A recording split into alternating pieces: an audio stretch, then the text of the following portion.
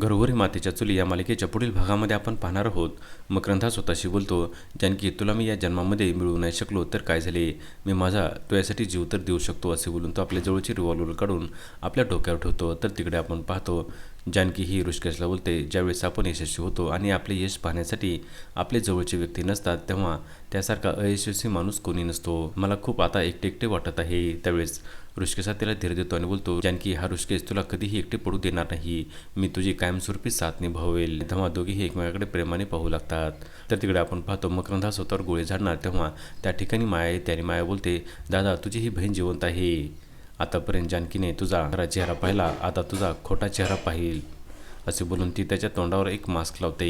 तर इकडे आपण पाहतो ऋषिकेश आणि जानकीने गॅसवर दूध ठेवलेले असते आणि दूध हे उतू जाते.